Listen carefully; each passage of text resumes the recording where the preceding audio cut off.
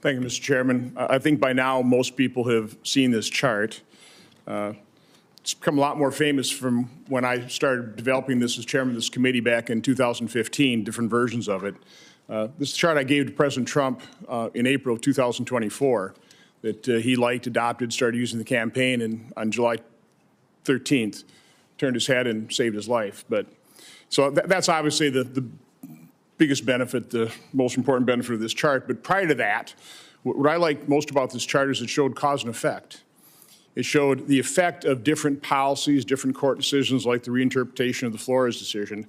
But in particular, it showed how effective the migrant protection program was returned to Mexico. And it's obvious. And Mr. Isaacson and Senator Peters, I can't believe that you're sitting here telling us that MPP, that remain in Mexico, didn't work. It obviously worked. This was a crisis for the Trump administration. By the way, crisis caused by deferred action on childhood arrivals. That's the catalyst that sparked all these crises since that was implemented in June 2012. So when President Trump faced his immigration crisis, he did something about it. He used the existing law. And it was a lie over the last 4 years that President Biden didn't have the executive authority to secure the border. He had it. He used that exact executive authority to open the border back up and cause this clear and present danger to America.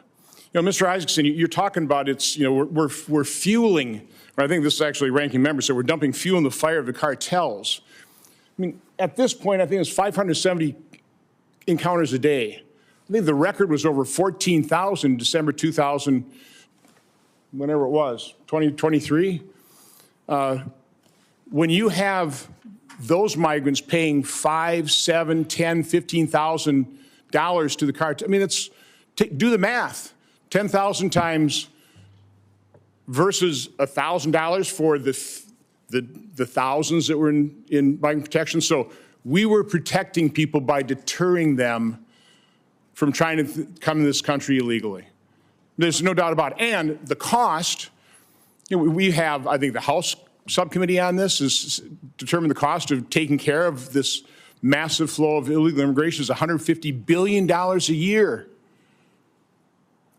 And again, have you not heard of the taunting trees, the panty trees, the rape trees during this time of the cartels just basically taunting CBP by putting the undergarments of the young girls that they rape,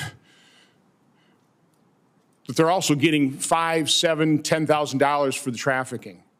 So there's absolutely no doubt the return or remain in Mexico problem worked, that the President has the authority to do so, to implement this and implement it again. I think it is important to note that one of the keys was the threat of tariffs against Mexico. We needed Mexico's cooperation here. We implemented MPP, I think, in the summer of 2019, and we still saw numbers rise until President Trump called up the president of Mexico and said, we need your cooperation. You're going to get hit with tariffs, and you see the dramatic result. So, Mr. Cuccinelli, can you talk again about what authority exists? Talk about really what a lie we've been told over the last 4 years that President Biden didn't have the authority. He obviously did. He used the same authority to open up the border and cause this catastrophe. Yeah, he absolutely did. And the cartels have never been so flush with cash because of that open borders policy.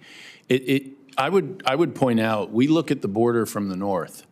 And if you think about Mexico, in the northern part of Mexico, but not just the northern part of Mexico, the federal government of Mexico doesn't control Mexico. 1/6 of the country is controlled by the cartels. 1/6 is contested between the cartels and the government.